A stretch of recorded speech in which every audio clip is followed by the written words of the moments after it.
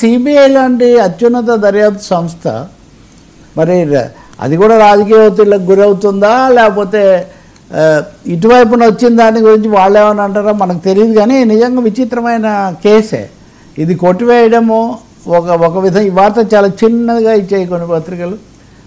వాళ్ళు కూడా పెద్ద విజయంగా వాళ్ళు కూడా చెప్పుకోవడం లేదు. రాష్ట్రంలో పరిస్థితులు అలా ఉన్నాయని అనిపిస్తుంది. కానీ సిబిఐ కూడా తడబడుతుందా చాలా విషయాల్లో.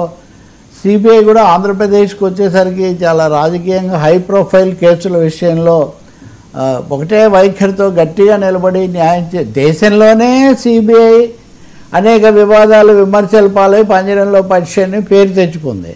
అసలు సిబిఐ వల్లనే కేంద్రానికి అన్ని ప్రాంతీయ పార్టీలు కాస్త జంకుతున్నాయి, భయపడుతున్నాయి, ఇట్లాంటి ఆరోపణలు ఉన్నాయి. ఈ సమయంలో నిజంగా ఈ కేసు ఈ రూపంలో రావటం అన్నది మరి ఎందుకు ఇది పెట్టారు? సరే కోర్టు కొట్టేసింది, కోర్టు తీసుకొని ఉంటే ఏమైందో వాళ్ళు ఏం లేదు కదా అంటారు. ఇది అవుట్ ఆఫ్ ఆయన తిరిగి వచ్చాడు కూడా కదా.